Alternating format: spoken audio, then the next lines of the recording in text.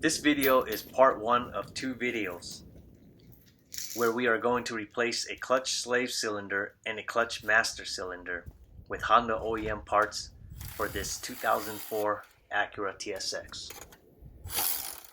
Here we decided we're going to replace both parts at once because we did not want to deal with one of these two parts failing on us down the road.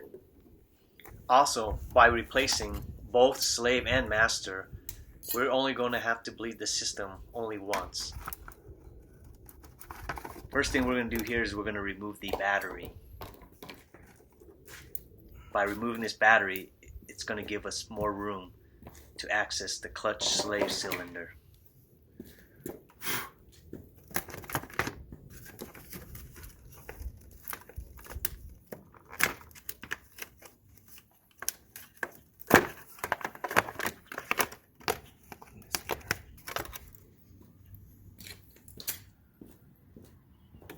Unhook this cable from my bracket.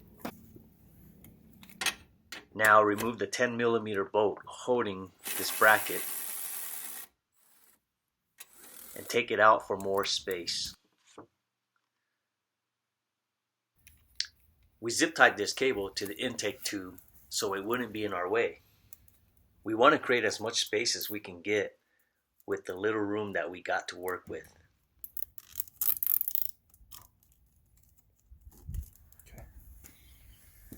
Underneath, we're going to place a pan to catch any fluid that's going to leak from the clutch slave cylinder and the clutch line.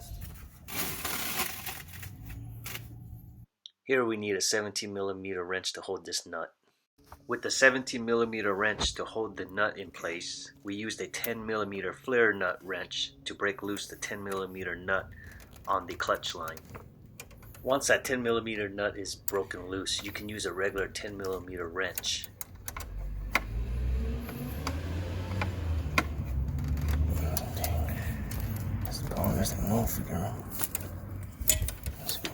I might get to the point where you can do it with your hands. I tried it, it didn't work. So here's another tip. Yeah. So you know how you were going like this? Sometimes you can flip it like that. Okay. And it gives you a little bit better angle. Like, okay. See, you can flip it back and forth. You didn't make one that just like the backside would just turn.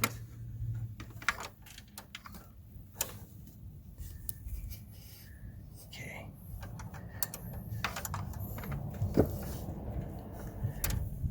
Once that nut is loose, and if it's loose enough to loosen by hand, go ahead and loosen it by your hand. It'll be much easier. Once the clutch line is out of the way, there are two 12mm bolts that hold the clutch slave cylinder. Go ahead and remove those two 12mm bolts.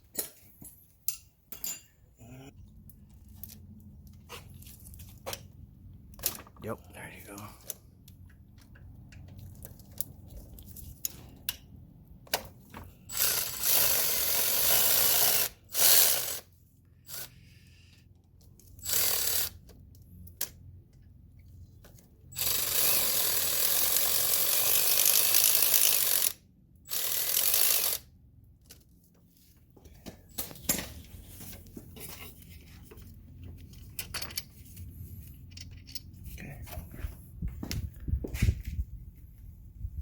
Once the bolts are removed, go ahead and remove the clutch slave cylinder.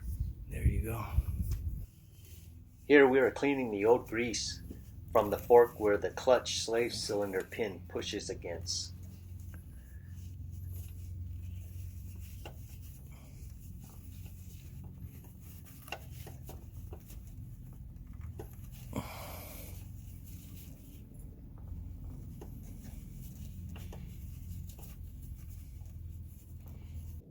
Once the old grease is cleaned out, we're going to use some Honda high temp Euro grease to place inside the pit of the fork.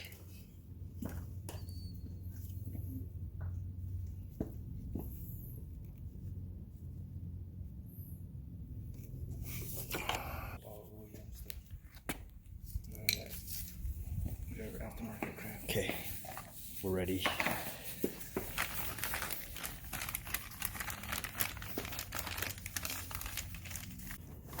Okay, now we're going to install the new clutch slave cylinder. Make sure the pin is pushing against the fork when you install the clutch slave cylinder. Here we're using two hands, one to hold the clutch slave cylinder and the other hand to put in the 12mm bolts.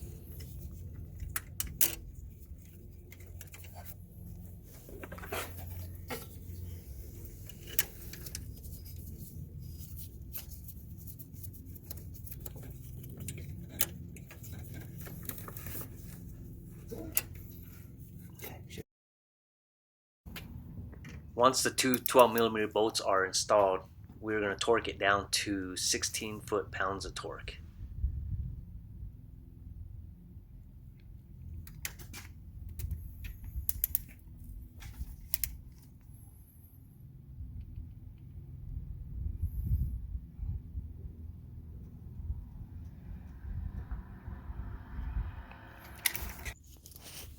Here we're going to put the clutch line back in.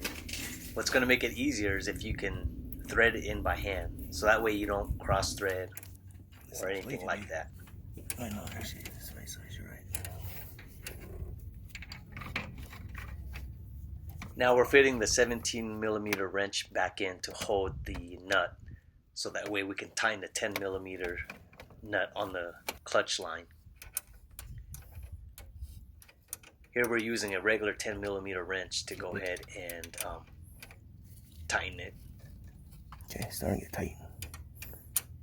Okay, just get it a little snug, and then we'll get the flare nut wrench. Okay, with the 10mm flare nut wrench, we're going to tighten the 10mm nut. Don't over tighten it, but just make sure it's snug. If you want to see how to replace the clutch master cylinder and bleed the clutch system, watch part 2 of this video. Please like and subscribe.